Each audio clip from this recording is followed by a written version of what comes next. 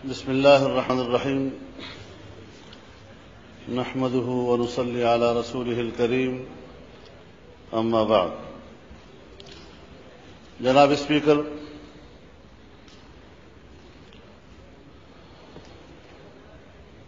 آج ایوان میں حزب اختلاف کے اراکین کی طرف سے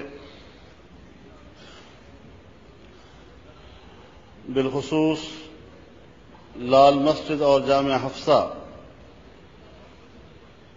کے خلاف حکومت کے فوجی آپریشن پر بحث کرنے کے لیے تحریک التوا پیش کی گئی ہے. جناب اسپیکر، لال مسجد اور جامعہ حفصہ کے خلاف فوجی آپریشن حکومت کی طرف سے اپنے ملک کے معصوم بچوں کے خلاف ایک ایسا شب خون ہے جسے تاریخ نفرت کے الفاظ سے ذکر کرے گی. ایک تلخ واقعے کے طور پر ہمیشہ ہمیشہ کے لیے یاد رکھا جائے گا، لیکن اسلام آباد کے دل میں ایک جامعہ مسجد کے خلاف فوجی قوت کا استعمال کے بعد آپ مجھے بتائیں کہ اگر انڈیا کی حکومت یا انڈیا کے انتہا پسند بابری مسجد کے خلاف اسے منہدم کرنے کے لیے طاقت استعمال کرتے ہیں، جس پر پوری دنیا کے مسلمانوں نے احتجاج کیا. پاکستان جو اسلام کے نام پر قائم ہوا، اس پاکستان کے اندر ایک تاریخی جامعہ مسجد پر فوج کا یہ الغار، آپ بتائیں کہ بابری مسجد کے حوالے سے اب ہم دنیا کو کیا جواب دیں گے؟ آپ نے کیا تاریخ رقم کی ہے؟ یہ کہنا کہ صاحب یہاں پر تو ریاست کو چیلنج کیا گیا، اس کی ریٹ کو چیلنج کیا گیا. جناب اسپیکر، اس پہ کوئی شک نہیں کہ یہاں ایک تنازع کھڑا ہوا. 5 مہینے تک حکومت بھی کہتی رہی، ہم سب لوگ کہتے رہے کہ طاقت استعمال نہیں ہونی چاہیے، مذاکرات کے ذریعے مسئلہ حل ہونا چاہیے. مذاکرات کے لیے کوششیں بھی ہوئی، خود حکومتی اراکین نے بھی اس میں کوششیں کی، اور اس پر ہمارا تبصرہ یہ تھا کہ آخر مذاکرات کے عمل میں کون سی تکنیکی کمزوریاں ہیں کہ حکومت ایک مسجد یا ایک لائبریری کے مسئلے کو حل نہیں کر سکتی. اور پھر یہ بھی کہا جاتا رہا کہ طاقت کا استعمال مصلحت کے خلاف ہوگا، طاقت کا استعمال پیچیدگیاں پیدا کرے گا، طاقت کے استعمال سے نقصانات ہوں گے. حکومت بھی یہ کہتی رہی، ہم اور آپ سب یہی کہتے رہے، لیکن 5 مہینے گزر جانے کے بعد حکومت نے بالآخر طاقت کا استعمال کیوں کیا؟ اور جب 3 جولائی کو جامعہ مسجد کا اور جامعہ حفصہ کا محاصرہ کیا گیا، اس دوران غازی عبدالرشید شہید کا رابطہ مجھ سے ہوا، ان سے میری گفتگو ہوئی اور انہوں نے مجھے اس مسئلے کے حل کے لیے بھرپور تعاون کا یقین دلایا. اس کے بعد میری خود وزیر اعظم سے بات ہوئی، لیکن وزیر اعظم نے مجھے اس وقت فون کیا جب حکومت فیصلہ کر کے اور حکومتی وزراء پریس کانفرنس میں فوجی آپریشن کا حتمی فیصلہ اعلان کر چکی تھی، اور ان کی یہی دلیل تھی کہ دنیا میں بڑا برا پیغام گیا ہے آج تک، آخر اس کو ہم نے طاقت کے ذریعے حل کرنا ہے۔ یہ بھی کہا کہ ہم نے 5 مہینے تک انتظار کیا، تو میں نے اس کے جواب میں ان سے یہ کہا کہ اگر 5 مہینے تک طاقت کا استعمال مصلحت کے خلاف تھا، اگر 5 مہینے تک طاقت کا استعمال پیچیدگیاں پیدا کر رہا تھا، اگر 5 مہینے تک طاقت کا استعمال نقصانات کا سبب بن سکتا تھا، آج بھی طاقت کا استعمال اسی طرح مصلحت کے خلاف ہے، اسی طرح نقصان کا باعث ہے، اسی طرح پیچیدگیاں پیدا کرے گا۔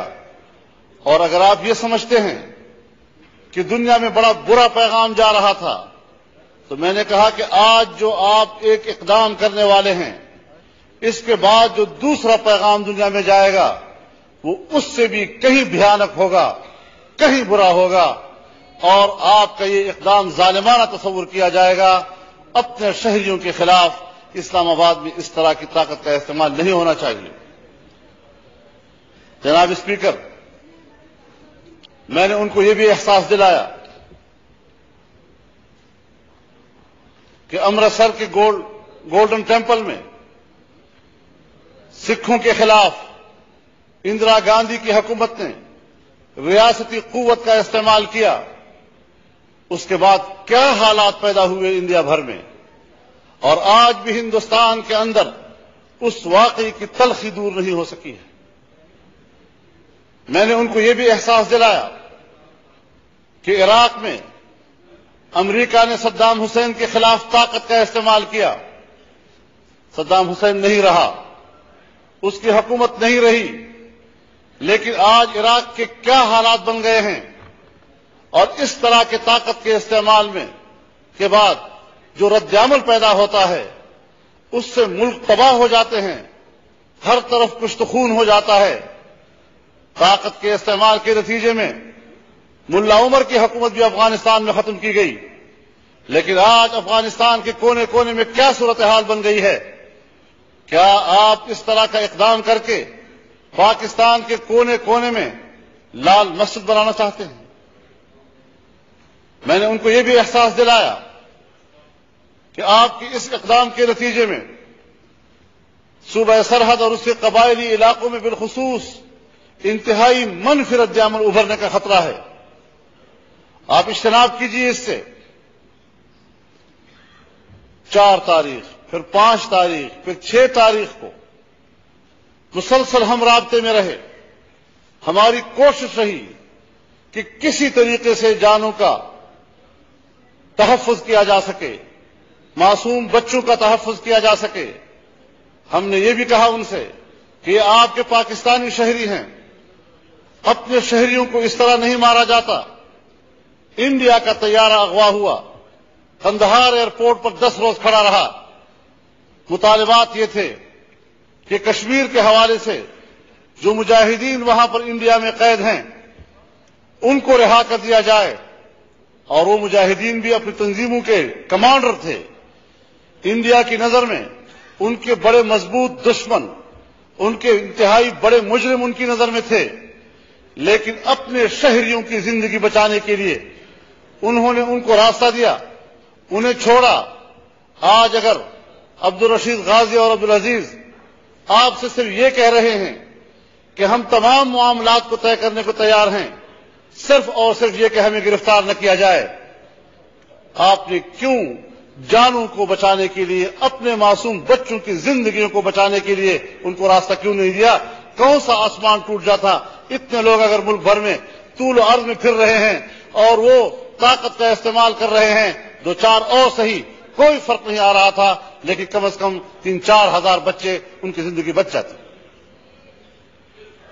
جناب اسپیکر، لیکن مسئلہ یہ ہے کہ یہ معاملہ ہمارا نہیں ہے. اس کو ہم پاکستان کا داخلی مسئلہ نہیں کہہ سکتے. اس کو ہم اسلام آباد کا مسئلہ نہیں کہہ سکتے. اس کو ہم صرف لال مسجد اور جامعہ حفصہ کا مسئلہ نہیں کہہ سکتے. یہ ایک بین الاقوامی ایجنڈے کا حصہ ہے. اور امریکہ جو عالمی اسلام میں ریاستی دہشت گردی کا مرتکب ہو رہا ہے، آج اسی کے دباؤ پر پاکستان میں اپنے شہریوں کے خلاف طاقت استعمال کی جا رہی ہے. اپنے ملک کے عوام کے خلاف طاقت استعمال کی جا رہی ہے. جنرل مشرف صاحب ہر جلسے میں کہتے ہیں مذہبی انتہا پسندوں سے میرا مقابلہ ہے، مذہبی انتہا پسندوں سے میری جنگ ہے. وہ امریکہ اور مغربی دنیا کے ترجیحات کو جانتا ہے، ان کے ایجنڈے کو جانتا ہے، اور وہ یہ سمجھتا ہے کہ اگر میں امریکہ اور مغربی دنیا کو یہ یقین دلا دوں کہ میری جنگ مذہبی قوتوں کے ساتھ ہے تو وہ مجھے ناگزیر سمجھیں گے اور مجھے اپنی ضرورت تصور کریں گے اور میرے اقتدار کو دوام دینے کے لیے میری پشت پناہی کریں گے. اپنے اقتدار کو دوام دینے کے لیے، اپنی آمریت کو دوام دینے کے لیے اس نے اپنے شہر کے، اپنے ملک کے، اپنے شہریوں کے خون کو سستا سمجھ لیا ہے. جناب اسپیکر، انتہائی افسوس کی بات ہے، انتہائی ندامت کی بات ہے. پوری دنیا میں ہمارے سر ندامت کی وجہ سے جھک گئے ہیں. ہم نے کیا کر دیا ہے آخر؟ نتیجہ یہ نکلا کہ اگر 6 تاریخ کو میں آل پارٹیز کانفرنس میں شرکت کے لیے گیا، یہاں علماء میرے ساتھ مصروف کار تھے، مسلسل مصروف عمل تھے، لیکن بعد میں 6 ہی تاریخ کے شام تک وفاق المدارس العربیہ کے اکابرین پہنچ گئے اور پھر یہ مذاکرات کا سلسلہ چلتا رہا. یہ کہنا کہ جی 5 مہینے تک مسئلہ حل نہیں ہوا، یہ سوالات اٹھانا کہ صاحب علماء نے کیا کردار ادا کیا، مجلس عمل نے کیا کردار ادا کیا. میں آپ کو بتانا چاہتا ہوں کہ مجلس عمل کے کردار کے نتیجے میں، اکابر علماء کے کردار کے نتیجے میں 10 جولائی کو رات 11 اور 12 بجے تک، بلکہ صبح 3 بجے تک یہ معاملہ طے ہو گیا تھا. حکومتی ٹیم اور مسجد کی طرف سے اور مصالحتی ٹیم کے درمیان مذاکرات حتمی نتیجے پر پہنچ گئے تھے. پریزیڈنسی سے بھی اس کی منظوری آ گئی تھی. لیکن جس وقت یہ لوگ آخری اور حتمی گفتگو کرنے کے لیے مسجد کی طرف جا رہے تھے، آدھا گھنٹہ باقی تھا یا 20 منٹ باقی تھے کہ اس دوران فوج نے ان کا راستہ روک دیا. میں سمجھتا ہوں لوگوں نے کردار ادا کیا، اپنے کردار میں وہ کامیاب ہوئے، لیکن حکومت نے عزم کر لیا تھا، حکومت نے طے کر لیا تھا، فوج نے فیصلہ کر لیا تھا کہ ہم نے ہر قیمت پر طاقت استعمال کرنی ہے. لہذا کامیاب کاوشوں کو بھی عین موقع پر ناکام بنا دیا گیا، اس کو سبوتاژ کیا گیا. یہ بات بالکل ریکارڈ پر رہے کہ تمام تر جدوجہد کے باوجود ہمارے مجلس عمل کے ممبران جو پارلیمنٹ میں موجود ہیں، انہوں نے کاوشیں کی. اور اگر شاہ عبدالعزیز نے بھاگ دوڑ کی اس معاملے میں، آج اس مسئلے کے حل میں اپنے کردار کی پاداش میں وہ آج جیل میں سلاخوں کے پیچھے کھڑا ہوا ہے. کس جرم کی پاداش میں؟ صرف اسی لیے کہ انہوں نے مسئلے کے حل کے لیے کردار ادا کیا تھا، بھاگم دوڑی کی تھی انہوں نے. کیا صورتحال آخر بنائی گئی؟ کیا دنیا کو آپ بتائیں گے؟ تمام صورتحال بالکل واضح ہے. اور سیدھی بات یہ ہے کہ آج بھی امریکہ کا دباؤ ہے. نتیجہ یہ نکلا کہ قبائلی علاقوں میں اور بالخصوص شمالی وزیرستان میں جو معاہدہ طے پایا تھا، وہاں کے اتمانزئی قبائل اور پولیٹیکل ایجنٹ اور گورنر کے درمیان بالآخر وہاں کے نوجوانوں نے اعلان کر دیا کہ ہم معاہدہ کو ختم کرتے ہیں. یہ اعلان 11 جولائی کو ہوا ہے. 12 جولائی کی صبح کے اخبارات میں چھپ گیا تھا یہ بات، اور 15 جولائی انہوں نے آخری وقت دے دیا تھا. یہ معاہدے ختم کیوں ہو گئے؟ اور پھر آپ خود اندازہ لگائیں کہ جس وقت ان قبائل نے معاہدے کو ختم کرنے کی بات کی، امریکہ اور مغربی دنیا نے معاہدے کے ختم ہونے پر خوشی کا اظہار کیا. عجیب بات یہ ہے کہ ہمارے ملک کے اندر اگر ہم داخلی امن و امان کے حوالے سے اپنے شہریوں سے بات کرتے ہیں، پولیٹیکل ایجنٹ اور قوم کے درمیان معاہدات طے ہوتے ہیں، تو امریکہ پر بوجھ، مغربی دنیا پر بوجھ، وہ اس کی بھرپور مخالفت کر رہے ہیں، اور جب وہ معاہدہ ختم ہونے کی بات ہوتی ہے تو جیسے ان کے سینے سے ایک بوجھ اتار دیا جائے۔ کیا عزائم ہیں ان لوگوں کے؟ امریکہ یہی چاہتا ہے کہ افغانستان کی جنگ کو پاکستان کے قبائلی علاقوں کی طرف وسعت دی جائے، اور پھر پاکستانی فوج اور پاکستان کے اپنے عوام آپس میں لڑے، آپس میں ان کا خون بہے، اور پھر سرحد کی صورتحال خراب ہو۔ اسی نتیجے میں جناب اسپیکر پھر ملک ٹوٹتے ہیں، ملک کا تحفظ نہیں ہو سکتا، سرحدات کا تحفظ نہیں ہو سکتا۔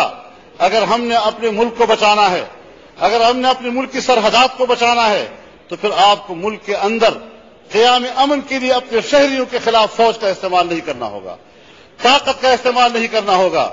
اور میں یہ بھی بتا دینا چاہتا ہوں کہ ہم تو عراق میں بھی طاقت کے استعمال کے خلاف ہیں، ہم تو افغانستان میں بھی طاقت کے استعمال کے خلاف ہیں، ہم تو کشمیر کے مسئلے کو بھی مذاکرات کے ذریعے حل کرنے کی بات کرتے ہیں۔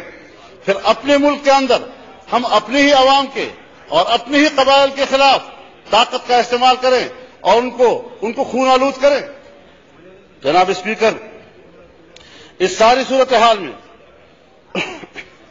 ایک بات بڑی واضح ہونی چاہیے کہ بڑا آسان لفظ ہے، شرپسند، تخریب کار، دہشت گرد۔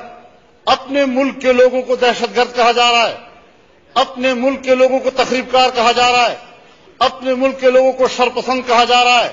لیکن میں آپ کو صرف یہ یاد دہانی کرانا چاہتا ہوں، آپ تاریخ کے اوراق پڑھیں۔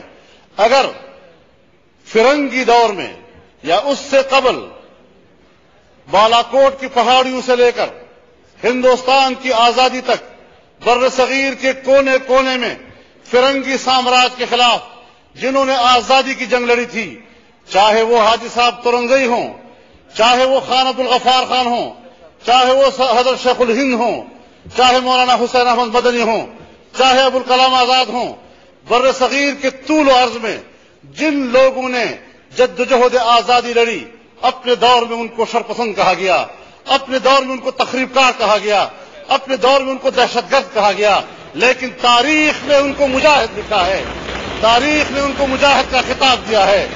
جو لوگ اس راستے میں شہید ہوئے ہیں، اس وقت ان کو کہا گیا کہ یہ ہلاک کر دیے گئے، لیکن تاریخ نے ان کو شہید لکھا ہے۔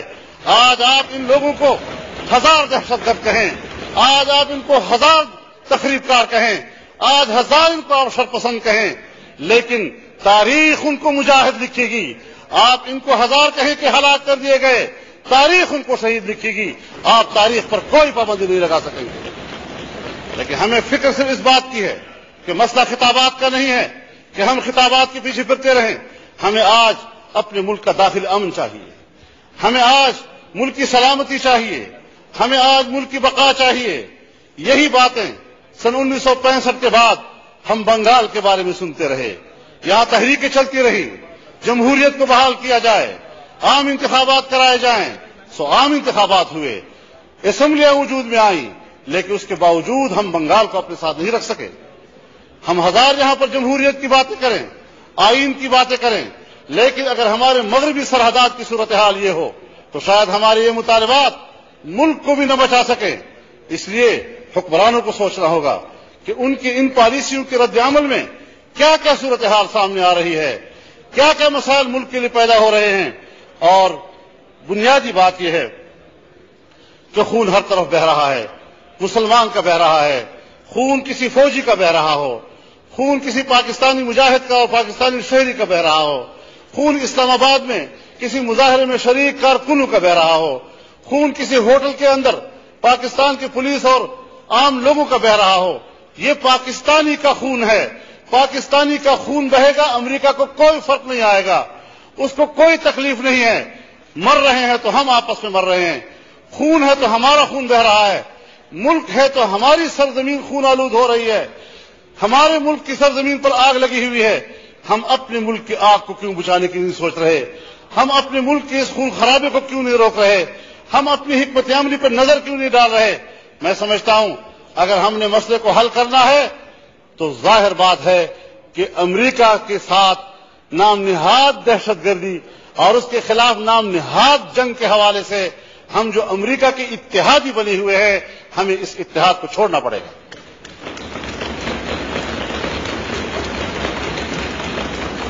اور یہ بھی بتا دینا چاہتا ہوں کہ فوجی آمریت تھی، وہ بنگال کو نہیں بچا سکی۔ آج بھی اگر پاکستان کو بچانا ہے تو فوجی آمریت کا خاتمہ کرنا ہوگا، آئین کی عملداری ملک میں لانی ہوگی، ایک مکمل جمہوریت اور ایسے آزاد اور منصفانہ انتخابات جس کو عوام سمجھے کہ یہ ہماری نمائندگی کر رہے ہیں، آزاد الیکشن کمیشن کے ذریعے سے اس ملک کے اندر ایک نظام لائیں، بین الاقوامی سطح پر اپنی پالیسیوں پر اپنی غلطی کا اعتراف کریں۔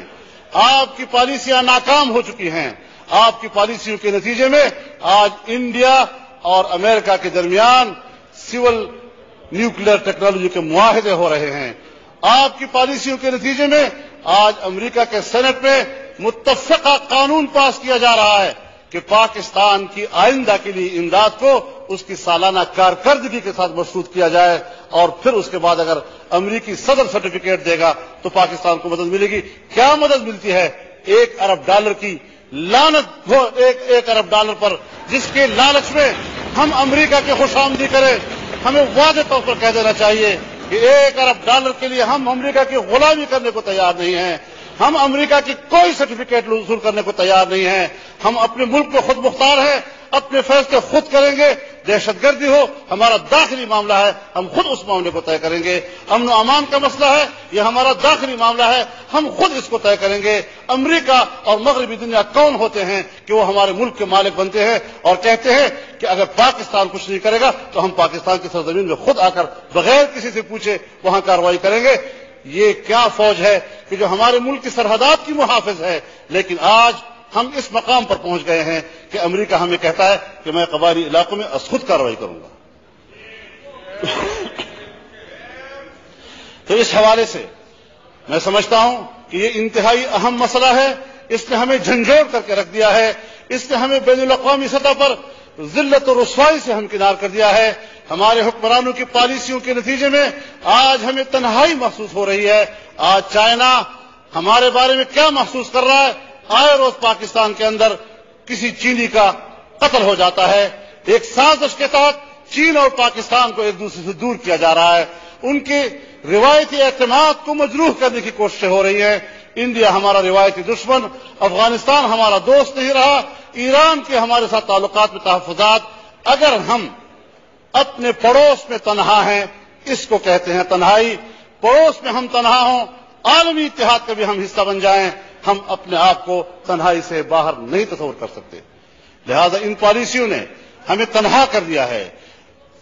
وقت نے ثابت کر دیا ہے کہ 6 سال تک افغانستان میں دہشت گردی کے خاتمے کے نام پر جو طاقت استعمال ہو رہی ہے، کیا اس سے دہشت گردی ختم ہو گئی یا اور اس میں اضافہ ہو رہا ہے؟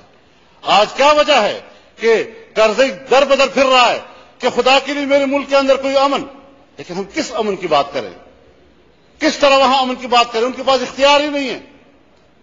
وہاں پر یہ تسلیم نہیں کیا جا رہا کہ میرے مدد مقابل فریق کون ہے، کیا جرگے وہاں پر ہوں گے۔ عراق کی صورتحال دیکھیں، جہاں 5 سال سے مسلسل دہشت گردی کے خاتمے کے نام پہ جنگ ہو رہی ہے، وہاں مسلسل اضافہ ہو رہا ہے، اور اب اس کی تپش پاکستان کے داخل تک محسوس ہو رہی ہے، اسلام آباد تک آ گئی ہے، قبائلی علاقہ اس میں جل رہا ہے، صوبہ سرحد اس میں جل رہا ہے، بلوچستان اس میں جل رہا ہے۔ یہ دہشت گردی کے خلاف جنگ ہے کہ 5 سال کے بعد اس سے دگنی اور تگنی ہو گئی۔ لہذا اپنی پالیسی پہ غور کرنا چاہیے۔ طاقت کے نشے میں رہ کر یہ سمجھنا کہ ہم ملکوں کو اور اپنے قوم کو اور عوام کو فتح کر لیں گے، کبھی اس طرح فتح نہیں ہوں گے۔ جس طرح صوبہ سرحد کی حکومت صوبے بھر کے مختلف علاقوں میں وہاں جرگے کے ذریعے معاملات طے کر رہے ہیں، جہاں آج تک پولیس کا آپریشن بھی نہیں ہوا، فوج تو بہت دور کی بات ہے۔ تو کیا وجہ ہے کہ وفاقی حکومت سب سے پہلا قدم فوج کے طاقت کے استعمال سے شروع کرتی ہے، فوج کا آپریشن کرتی ہے وہاں پہ؟ اس بات کی ہم پرزور مذمت کرتے ہیں، ان اقدامات کی مذمت کرتے ہیں۔ یہ پاکستان کے لیے، پاکستانی قوم کے لیے انتہائی شرمندگی کا باعث ہے۔ حکومت اعتراف کرے کہ ان کی پالیسیاں ناکام ہو چکی ہے، نظریاتی لحاظ سے بھی وہ پاکستان کا تحفظ نہیں کر سکے، جغرافیائی لحاظ سے بھی وہ اپنے ملک کا تحفظ نہیں کر سکتے، تو پھر یہ کس مرض کی دوا ہیں؟ لہذا قوم پر پھر بوجھ نہ بنے، اقتدار چھوڑ دیں اور عوام کے حوالے اس ملک کو کریں، تاکہ قوم خود اعتمادی کے ساتھ اپنے سفر کا خود آغاز کر سکے۔ وآخر دعوانا